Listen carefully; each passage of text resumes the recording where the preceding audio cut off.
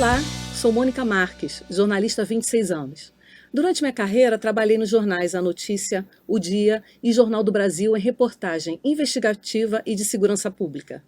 Também fui repórter do programa Linha Direta, onde participei de reportagens sobre as investigações de crimes como Chacina de Vigário Geral, Chacina da Candelária, Manjacari e o caso conhecido como Bomba do Rio Centro. Atualmente, faço parte do núcleo de reportagens especiais do programa Fantástico. Há 7 anos, me tornei treinadora de segurança de jornalistas para coberturas em áreas e situações de risco pelo INSI, International News Safety Institute. Fui convidada pela Abrage para dar uma aula de segurança pessoal e comunicação não violenta para vocês. Entidades internacionais dedicadas à proteção de jornalistas alertam que nunca foi tão perigoso para um profissional da imprensa exercer a liberdade de expressão. Nessa aula, eu vou dar dicas de como um jornalista pode se proteger durante a realização de reportagens investigativas e o que fazer para evitar ataques físicos e virtuais após realizar as denúncias. Vou mostrar, por exemplo, que os cuidados com a segurança começam ao elaborar a pauta e que, apesar da profissão envolver riscos, é possível sim minimizar o perigo com planejamento e contando com um suporte da redação.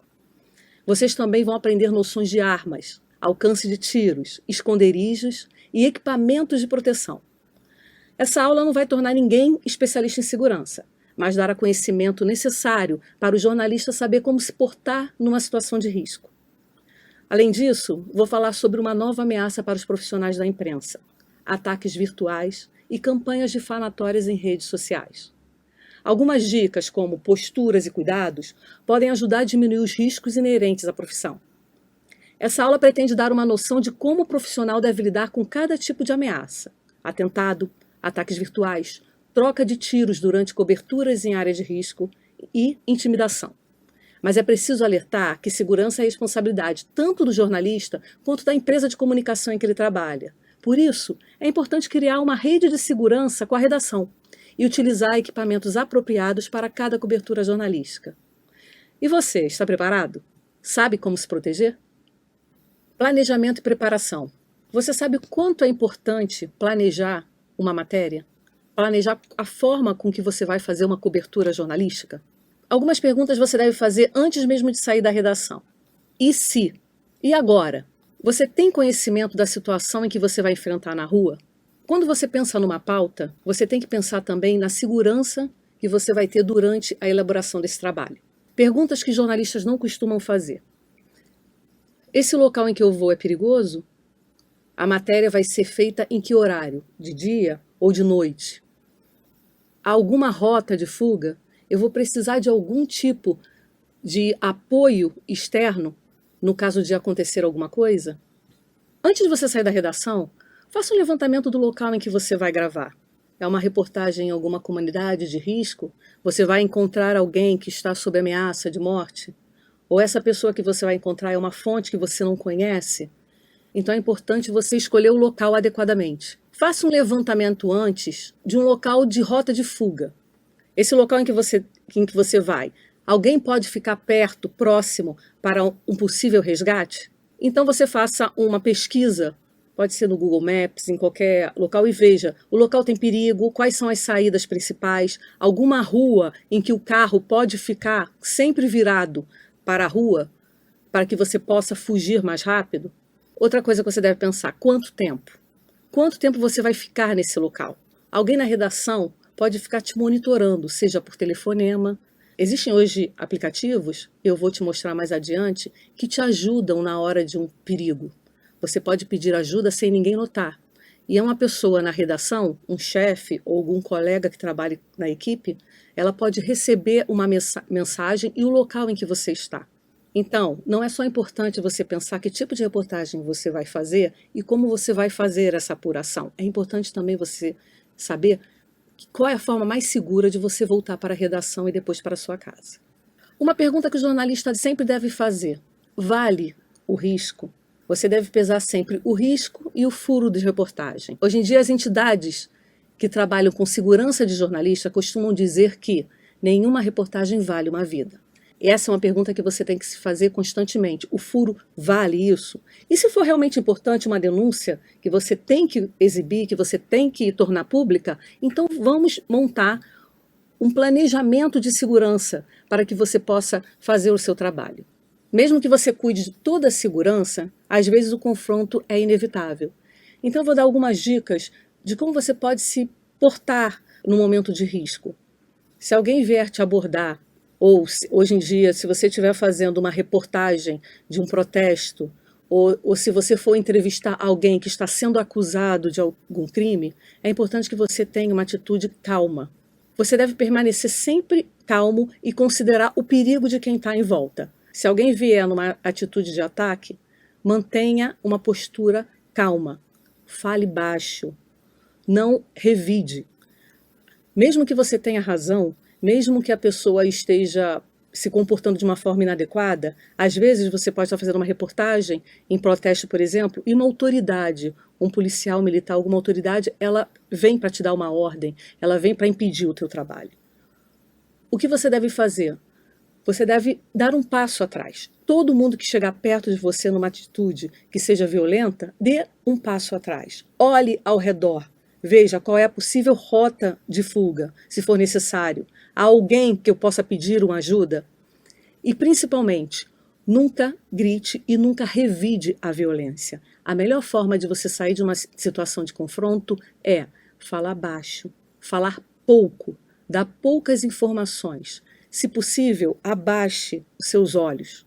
Não olhe direto para a pessoa. Qualquer tipo de postura e de linguagem corporal que leve a pessoa a imaginar que você vai reagir, isso pode incitar mais a violência. Mantenha sempre uma distância de um braço esticado entre você e a pessoa que você está conversando, ou então entre você e o entrevistado. E eu vou te mostrar por que isso é tão importante com esse vídeo. Está aqui no CISC, na manhã desta segunda-feira, o vereador Lourivaldo Rodrigues de Moraes, o Guerrarinha, está sendo indiciado formalmente por esbulho possessório e denunciação caluniosa. Nós vamos aguardar que o vereador assine toda a papelada aqui e vamos tentar uma entrevista com ele. Vereador, o senhor fala com a gente? Fala com a gente. Esse tipo de reação você não espera, mas ela acontece com muita frequência. Às vezes o perigo não está numa arma ou não está no possível sequestro. Às vezes o perigo é uma agressão física. Para você evitar esse tipo de reação, a única coisa que você pode fazer é manter distância do entrevistado, manter distância de quem está sendo acusado. Por que a distância de um braço esticado? Porque você pode ver a movimentação do ombro da pessoa que está na sua frente. Se a pessoa for te dar um tapa, se a pessoa for te dar um soco, você vai ver pelo ombro. E isso te dá uma possibilidade de você ir para trás, de você escapar da agressão. Por isso, um alerta importante é que você mantenha sempre distância de quem você vai entrevistar, que seja acusado, ou que seja uma pessoa que possa estar nervosa e oferecer algum tipo de risco. Um jornalista não trabalha sozinho.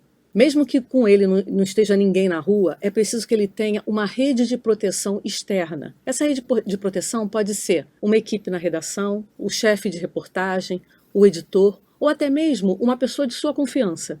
Então, sempre que você for fazer uma entrevista ou você for fazer uma reportagem em um local perigoso, deixe alguém de sua confiança avisado. Mantenha uma equipe na redação em que uma pessoa possa fazer contato telefônico com você. Essa pessoa pode te ligar a cada meia hora, ou você dá um prazo para essa pessoa. Essa minha reportagem vai durar 3 horas. Se eu não aparecer ou se eu não der algum retorno após esse tempo, por favor, me telefone. Isso possibilita que você possa ser resgatado se alguma coisa der errado, se você estiver correndo algum risco. Tem um aplicativo que você pode usar e te ajudar nos momentos difíceis, que é o botão do pânico. É um aplicativo que você baixa no celular e ele é muito fácil de usar. O importante nesse aplicativo são as pessoas que você vai escolher para colocar neles. Escolha pessoas do trabalho, de sua confiança e pessoas que possam ter atitudes rápidas se você precisar de algum auxílio. Hoje, um dos grandes riscos para os jornalistas são os ataques cibernéticos. Você pode receber ameaças virtuais, ou então até campanhas de difamações nas redes sociais. Por isso, a dica que eu posso dar é: seja discreto nas suas redes sociais e proteja todas as suas contas. assédio online, campanhas de difamação, mensagens difamatórias de contas anônimas e até levantamentos de dados privados são muito utilizados para atacar jornalistas. Por isso, você deve manter alguns cuidados nas suas contas e evitar usar nas redes sociais informações pessoais. Cuidado com as contas e redes sociais. Revise e proteja informações armazenadas em cada conta, principalmente sobre família e suas fontes. Eles serão os principais alvos de ataque. Se possível, não use nas redes sociais o seu nome profissional para dificultar que achem seu perfil numa busca. E separe o seu perfil pessoal do seu perfil profissional. Uma dica que eu posso dizer é: não deixe informações como fotos de seus filhos, locais em que você frequenta ou até o local em que você mora. Isso pode ser utilizado para atingir a sua família e tornar você mais vulnerável. Revise suas redes sociais, suas configurações de privacidade e analise quais informações são públicas, especialmente nas mídias sociais. Talvez não valha a pena você apagar esse tipo de informação? Será que se você tiver uma página mais discreta, não vai proteger as pessoas que estão ao seu redor e que podem ser atingidas por causa de um trabalho que você realizou? Outra dica importante é crie cópias de backup de qualquer informação sensível ou que você não gostaria que se tornasse pública, como mensagens privadas, e exclua-as de sua conta ou dispositivo. Alguns dispositivos, eles dão a possibilidade de você apagar, inclusive, informações de sua nuvem.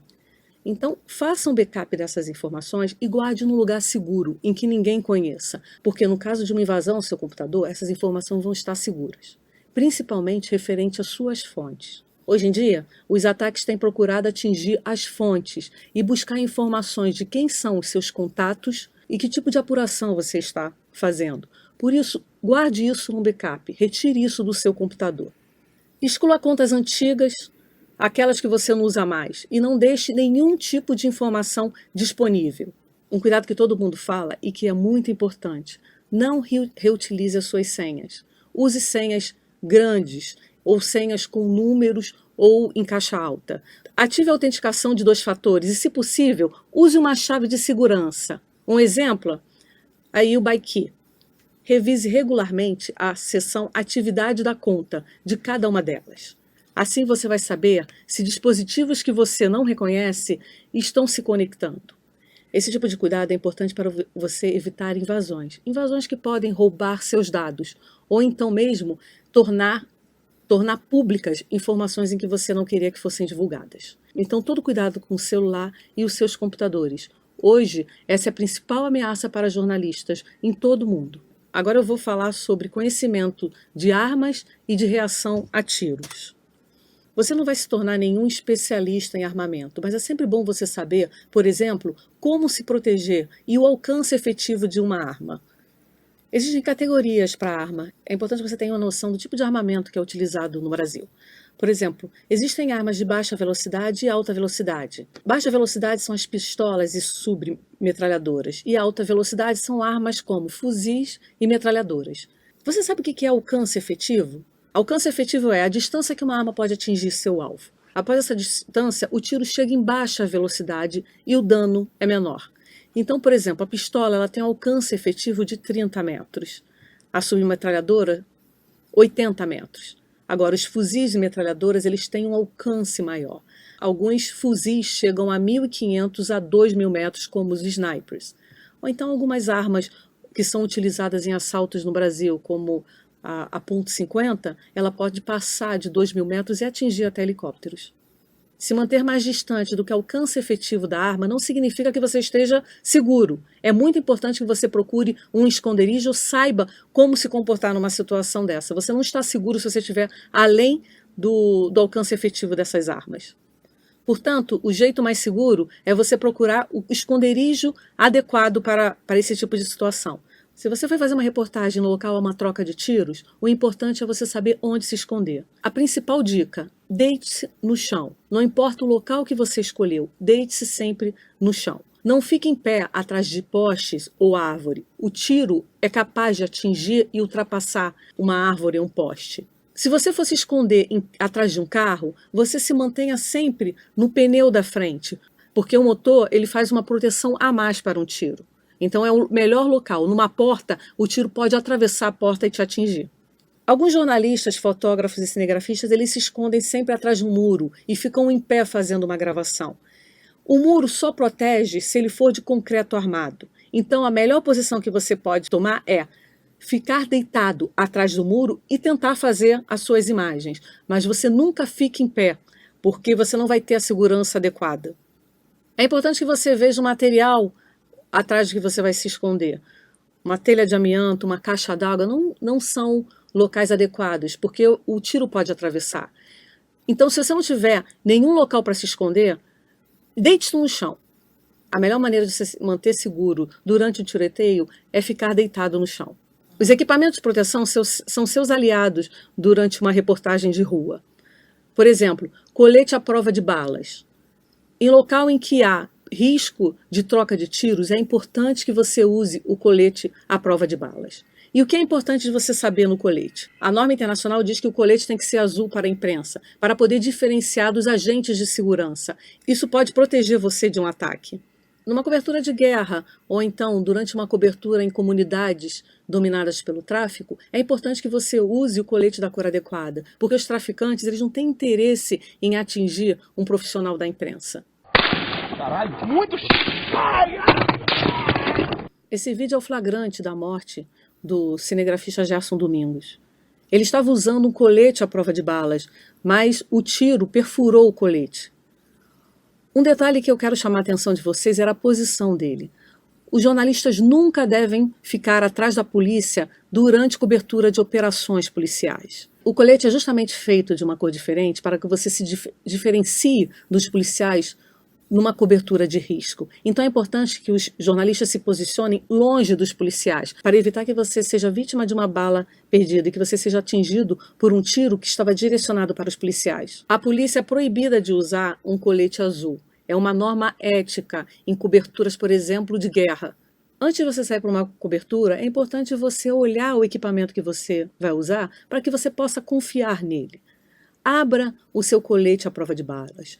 Retire a placa que está dentro dele e olhe a data de validade. Muitas redações não se preocupam com isso e há sim coletes à prova de bala com a data de validade vencida. Isso é importante porque as placas elas vão se deteriorando com o tempo e elas não seguram mais o tiro para que elas são feitas. Cada colete tem uma placa com nível de segurança. Isso significa que tem coletes que eles protegem contra faca, tem coletes que protegem contra tiros de pistola e até mesmo existem coletes que protegem contra armas de grosso calibre, como fuzil. Esses são coletes com nível acima do número 3, 3, 4 ou 5. Todas essas informações elas estão dentro do colete à prova de balas. É possível você retirar a placa, ver a validade e o número do nível a que ela protege.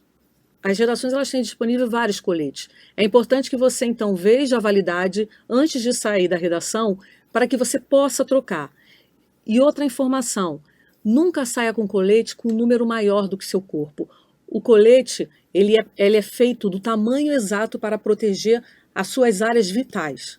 Além do colete à prova de balas, em algumas situações você precisa de outro tipo de equipamento de segurança, como quando você vai fazer uma cobertura de manifestação ou protesto. O risco de ter gás lacrimogêneo é muito grande, então é importante que você leve óculos, você retire qualquer tipo de maquiagem, se você for jornalista do sexo feminino, e que você use, por exemplo, 2 camisas. Se você tiver contato com gás lacrimogêneo, isso vai te impossibilitar de procurar, inclusive, uma rota de fuga. Os sinais e sintomas podem durar de 30 a 60 minutos. O que ele causa? Sensação de queimação na garganta, nariz escorrendo, coceira e irritação nos olhos. Você começa a tossir e ter uma sensação de asfixia.